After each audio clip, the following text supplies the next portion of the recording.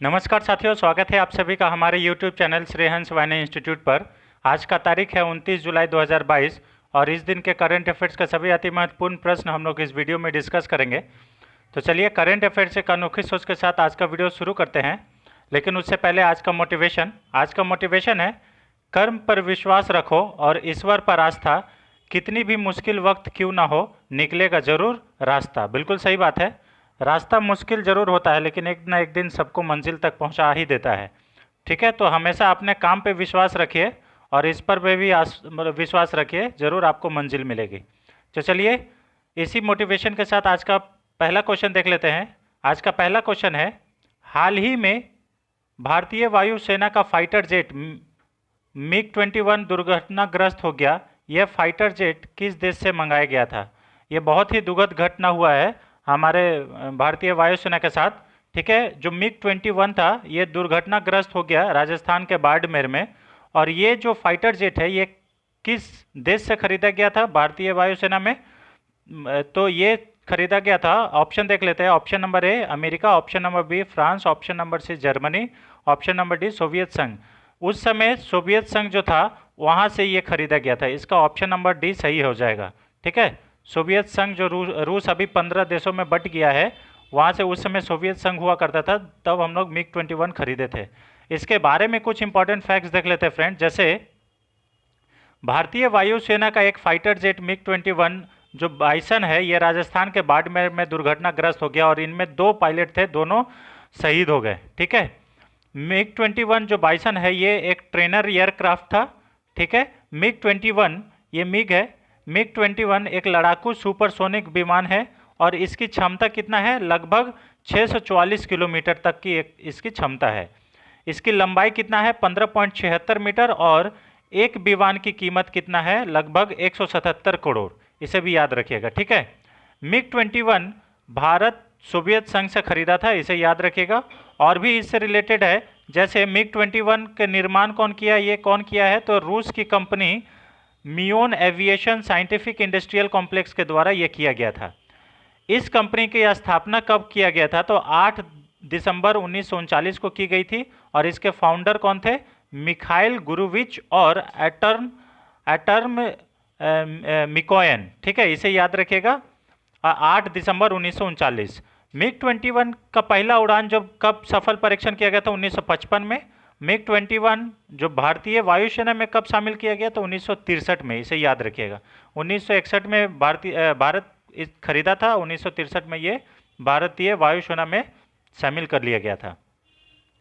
MiG-21 का इस्तेमाल भारत जो है ये 1971 के भारत पाकिस्तान युद्ध में भी किया था, जिसमें बांग्लादेश को आज़ाद कराया था भारत।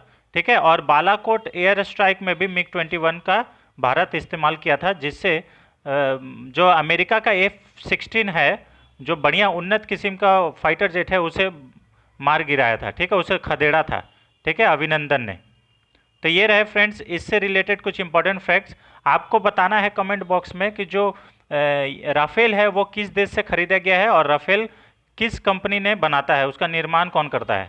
ठीक है, चलिए क्वेश्चन नंबर 2, हाल ही में विश्व एथलेटिक्स चैंपियनशिप 2022 में कौन सा देश पदक तालिका में शीर्ष स्थान पर आया है? Option number A America, option number B Bharat, option number C रूस, ऑप्शन नंबर डी चीन।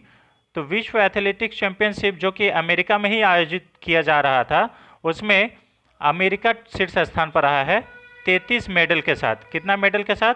33 है ना। और भारत इसमें 33 स्थान पर है, 33 रैंक। भारत का रैंक कितना है? 33।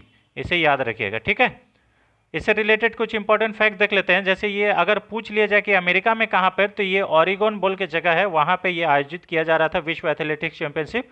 ठीक है, और अमेरिका शीर्ष स्थान पर आया है 33 पदक के साथ, जिसमें से 13 गोल्ड है, 9 सिल्वर है और 11 ब्रॉन्ज मेडल है। ठीक है, विश्व एथलेटिक्स चैंपियनशिप में पदक तालिका में दूसरे स्थान पर जो इथोपिया है, तीसरे स्थान पर जमैका है और भारत की रैंक 33 है, इसे याद रखिएगा। आप और भी अमेरिका से रिलेटेड कुछ इंपॉर्टेंट फैक्ट देख लिया जाए। जैसे अमेरिका की राजधानी क्या है? तो वाशिंगटन डीसी है, लेकिन वहाँ पे देखिए मीठे पानी की झील है और उस झील का नाम क्या है? मिशिगन झील, अमेरिका में, इसे याद रखिएगा। शिकागो इसी नदी के किनारे है, मिशिगन नदी के किनारे है, इसे याद रखिएगा। और मांस की सबसे बड़ी मंडी है शिकागो, इसे याद रखिएगा, ठीक है। स्वामी विवेकानंद ने पहली बार भाषण भी शिकागो में ही दिया था, इसे याद रखिएगा। उत्तरी अमेरिका की सबसे ऊंची चोटी क्या है? माउंट मैकिनले या डेनलानी, ठीक है। रॉकीज पर्वत की सबसे ऊंची चोटी क्या है? तो माउंट एल्बर्ट है। चलिए नेक्स्ट क्वेश्चन पे चलते हैं। नेक्स्ट क्वेश्चन है, किस राज्य में हाल ही में किस राज्य में हरेली पर्व मनाया गया है? Option number A Chhattisgarh, option number B Uttarakhand, option number C Jharkhand या ऑप्शन नंबर डी उड़ीसा। तभी हाल ही में छत्तीसगढ़ में हरेली पर्व मनाया गया है, इसे याद रखिएगा। ऑप्शन नंबर ए सही आंसर है। इससे रिलेटेड कुछ इंपॉर्टेंट फैक्ट देख लेते हैं फ्रेंड। इसमें हम लोग और भी फेस्टिवल के बारे में डिस्कस करेंगे। जैसे ये छत्तीसगढ़ में हरेली पर्व मनाया गया, छत्तीसगढ़ में ही एक टाइगर रिजर्व है जिसका नाम है गुरु घासीदास टाइगर रिजर्व। ये भारत का 53वां टाइगर रिजर्व बना है। छत्तीसगढ़ की राजधानी आप लोग सभी जानते हैं रायपुर है। मुख्यमंत्री भूपेश बघेल है और राज्यपाल अनुसुईया उइके है। और कुछ हम लोग नेशनल पार्क की बात करें तो जैसे पिंडवानी नृत्य जो है ये कहाँ की है? ये भी नृत्य जो है ये छत्तीसगढ़ की है। नेशनल पार्क की बात करें तो इंद्रावती नेशनल पार्क छत्तीसगढ़ में स्थित है। हरेला त्यौहार जो है ये कहाँ पे है? ये उत्तराखंड में। और सरहुल फेस्टिवल ये क्या है? झारखंड में स्थित है, इसे याद रखिएगा, ठीक है। कुछ हम लोग फेस्टिवल की बात कर लेते हैं। जैसे हरेली तो हो गया छत्तीसगढ़, हरेला उत्तराखंड, सरहुल फेस्टिवल झारखंड, ठीक है। छठ पर्व कहाँ का है? तो बिहार का है। रज पर्व, धानु यात्रा, रथ यात्रा या नुआखाई ये सब कहाँ का पर्व है? तो उड़ीसा का है, इसे याद रखेगा। थाईपुसम फेस्टिवल जो है ये तमिलनाडु का है। लोसांग महोत्सव सिक्किम का है और लोसर फेस्टिवल लद्दाख का है, इसे याद रखेगा। बहुत कंफ्यूजिंग है फ्रेंड, इसे भी याद रखिएगा। चेरी ब्लॉसम फेस्टिवल ये शिलोंग का है, इसे याद रखिएगा, ठीक है। चलिए नेक्स्ट क्वेश्चन पर चलते हैं। हाल ही में कौन सा हाई कोर्ट भारत का पहला पेपरलेस हाई कोर्ट बना है? Option number A Kerala high court, option number B Delhi high court, option number C Patna high court या option number D Calcutta high court. तो अभी हाल ही में केरल हाई कोर्ट भारत का पहला पेपरलेस हाई कोर्ट बन गया है। ऑप्शन नंबर ए इसका सही आंसर हो जाएगा, ठीक है। चलिए नेक्स्ट क्वेश्चन पर चलते हैं। क्वेश्चन नंबर 5, हाल ही में किस देश ने दुनिया का पहला तंबाकू निरोधी बिल पेश किया है? बहुत इंपॉर्टेंट है ना, किस देश ने? आपको बताना है कमेंट बॉक्स में कि कौन सा राज्य है जो तंबाकू को बैन करके रखा है और उसके लिए उसे पुरस्कार भी मिल गया है WHO के द्वारा। Option number A New Zealand, option number B Canada, option number C America, option number D Australia. तो अभी हाल ही में न्यूजीलैंड ने दुनिया का पहला देश ऐसा बना है जो तंबाकू निरोधी बिल को पेश किया है, मतलब वहाँ पे तंबाकू को बैन कर देगा, है ना, ठीक है। तो इसका सही आंसर हो जाएगा न्यूजीलैंड। और न्यूजीलैंड से रिलेटेड कुछ इंपॉर्टेंट फैक्ट देख लेते हैं। जैसे इसकी राजधानी वेलिंगटन है, इसकी मुद्रा क्या है? न्यूजीलैंड डॉलर है। और प्रधानमंत्री कौन है? जेसिका आर्डेन, जो कि कोरोना मैनेजमेंट के लिए बहुत ही फेमस हुई थी, ठीक है। अब जीरो कोरोना केसेस के लिए जब पूरा दुनिया में कोरोना फैल रहा था तो न्यूजीलैंड में एक भी कोरोना केस नहीं था, ठीक है। इसलिए भी बहुत हेडलाइंस में आई थी, न्यूज़ में आई थी। एंटी टोबैको डे कब मनाया जाता है? तो 31 मई को मनाया जाता है। आपको बता दें कि जो टोबैको को बैन करने वाला जो राज्य है वो है झारखंड, और उसको झारखंड को WHO पुरस्कार भी मिल गया है इसके लिए, इसे याद रखिएगा, ठीक है। हाल ही में क्वेश्चन नंबर 6 देख लीजिए। हाल ही में लिम्का स्पोर्ट्स के प्रचार के लिए कोको कोला ने किसके साथ अनुबंध किया है? मतलब किसके साथ हस्ताक्षर किया है प्रचार के लिए? Option number A Salman Khan, option number B Neeraj Chopra, option number C Ajay Devgn, option number D Shikhar Dhawan. तभी हाल ही में कोको कोला ने नीरज चोपड़ा के साथ अनुबंध किया है लिम्का स्पोर्ट्स के प्रचार के लिए, तो इसका बी आंसर सही हो जाएगा, ठीक है। नीरज चोपड़ा को बारे में आपको बता दें कि अभी हाल ही में उन्होंने सिल्वर मेडल जीते हैं, ठीक है, बहुत इंपॉर्टेंट है फ्रेंड्स। तो नीरज चोपड़ा और ये जो कॉमनवेल्थ अभी गेम्स होने वाले हैं उससे बाहर भी हो गए हैं, तो इसे भी याद रखिएगा, ठीक है। और कुछ भी जैसे हम लोग इसमें ब्रांड एम्बेसडर के बारे में बात करते हैं तो फैन कोड के नए ब्रांड एम्बेसडर कौन बने हैं? रवि शास्त्री बने हैं। गरुड़ एरोस्पेस जो कि बेंगलोर की एक कंपनी है, भारतीय कंपनी, उसके ब्रांड एम्बेसडर कौन बने हैं? तो महेंद्र सिंह धोनी बने हैं, इसे याद रखिएगा। ठीक है। इंडो यूके कल्चर प्लेटफॉर्म के ब्रांड एम्बेसडर कौन बने हैं? तो AR रहमान जी बने हैं, इसे याद रखिएगा। स्पोर्ट्स क्लोथिंग ब्रांड पूमा का ब्रांड एम्बेसडर कौन है? जॉर्ज रसेल, बहुत इंपॉर्टेंट है। फार्म इजी के ब्रांड एम्बेसडर आप लोग सभी को जानते हैं, ये कौन बने हैं? तो आमिर खान बने हैं। ठीक है। और आमिर खान और आलिया भट्ट भी फोन पे के भी क्या है? ब्रांड एम्बेसडर है। विंजो गेमिंग प्लेटफॉर्म, ये इसके ब्रांड एम्बेसडर कौन है? तो इसके भी महेंद्र सिंह धोनी है। डिश टीवी के ब्रांड एम्बेसडर कौन है? ऋषभ पंत, ये इंपॉर्टेंट है फ्रेंड्स, क्योंकि ऋषभ पंत अभी हाल ही में बहुत न्यूज़ में है, इसे याद कर लीजिएगा। ठीक है, डिश टीवी के ब्रांड एम्बेसडर ऋषभ पंत हैं। चलिए नेक्स्ट क्वेश्चन पर चलते हैं। क्वेश्चन नंबर 7, हाल ही में भारत की सबसे अमीर महिला कौन बनी है? बहुत इंपॉर्टेंट है ना। Option number A Nita Ambani, option number A Roshni Nadar, option number B Nita Ambani, option number C Falguni Nayar, option number D Kiran Mazumdar Shaw. तो अभी हाल ही में रोशनी नाडर, जो कि HCL की चेयरपर्सन है, ठीक है, HCL की चेयरपर्सन है, वो भारत की सबसे अमीर महिला बनी है। दूसरी नंबर पे फाल्गुनी नायर है, जो कि नायका कंपनी की मालकिन है, और तीसरी नंबर पे किरण मजुमदार है, जो कि बायोकॉन की कंपनी की मालकिन है। ठीक है, इसे याद रखिएगा। ठीक है, इससे रिलेटेड कुछ इंपॉर्टेंट फैक्ट्स देख लेते हैं। जैसे HCL के CEO, ये तो बता दिए कि रोशनी नाडर HCL की चेयरपर्सन है। ठीक है, और नायका, ये जो नायका कंपनी की मालकिन है फाल्गुनी नायर, ये दूसरे स्थान पर है, और किरण मजुमदार जिनका कंपनी का नाम है बायोकॉन, ठीक है, ये तीसरे स्थान पर है। अब आते हैं कुछ इंपॉर्टेंट फैक्ट, जैसे CEO से एक क्वेश्चन बन जाता है, तो HCL के CEO कौन है? तो C विजय कुमार, इसे याद कर लीजिएगा।